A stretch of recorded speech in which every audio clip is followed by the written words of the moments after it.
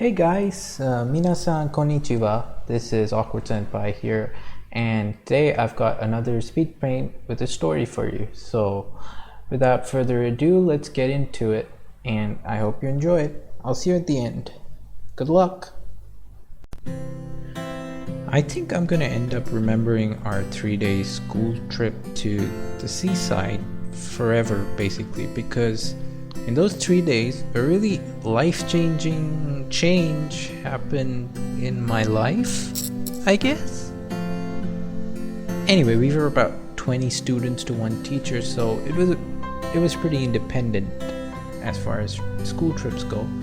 And now she had been my classmate ever since junior year of high school, and we hit it off right from the start. You know, we sat next to each other. We were inseparable most of the times. We were always texting after school, always talking in school, having fights every now and then, but I think she was my best friend, and I hope that she felt the same way.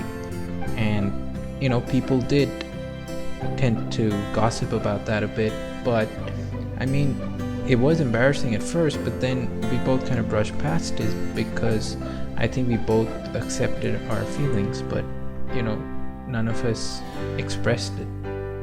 So on that day, the sun was perfect, and I was just floating in this pool of seawater that was, you know, of a perfect depth, and the weather was nice and cool as well.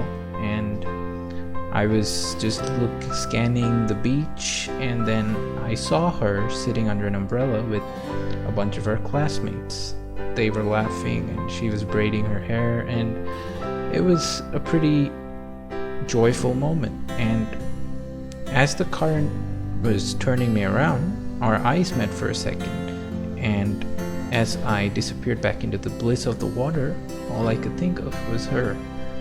And then all of a sudden, I feel this tug, and the next thing I know, I have a face full of sand, and I look up and I see that she's cheekily smiling there, and with a really sarcastic air, she hit me with the, "I'm sorry, did I bother you?"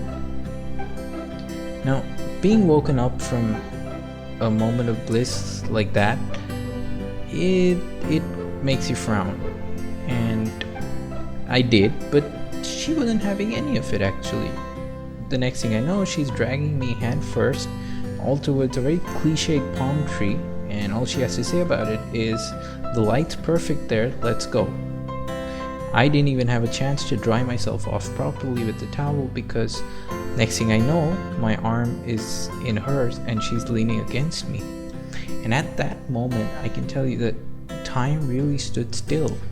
You read about it in the books and hear about it in movies, but it literally happened. Time stood still. I could feel that the drops of water all over my body were kind of sizzling from the heat of the moment, and the environment had this natural light to it that was more than usual, and I completely lost track of the crowds around me.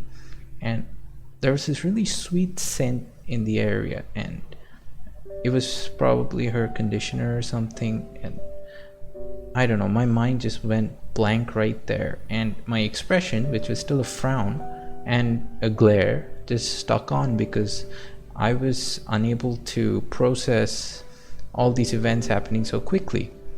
I just happened to look at the camera, and she was blushing too. And then the moment, as soon as it had begun, it just ended when I heard the camera snap.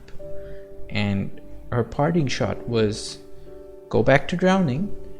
And then as she left, she hit me with this wink, which I can tell you it made a Cupid's arrow look like a glorified toothpick. And I still stood there looking as I saw her disappear back into the shadow under the umbrella, and I realized with that stupid expression on my face that I had to tell her how I feel. So later that night, we were taking a walk on the beach about 10 minutes before the evening curfew set in, and I just stopped all of a sudden and I just blurted out, "I want to make more memories with you."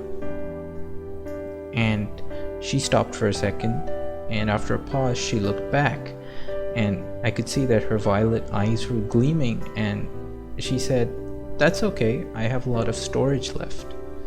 And since we were both cryptic about it, I took a second to kind of understand what she's trying to say, and that's when I heard the curfew bell go off. Then all of a sudden she just grabbed my hand and she started running, dragging dead weight behind me, and I could just feel that her hands were really soft and warmer than I had expected they would be, and she was glowing in the moonlight, and it was like a scene out of paradise. And she looked back and she smiled at me, and I didn't know what to think at that point. And then she just said, "Let's go back quickly or we won't be able to come back tomorrow. We're going to be grounded. You wanted to make more memories, right?" And that's when I understood what she meant. And then that was the best smile I ever smiled back to anyone in my entire life. So I hope you enjoyed that. Thanks for watching.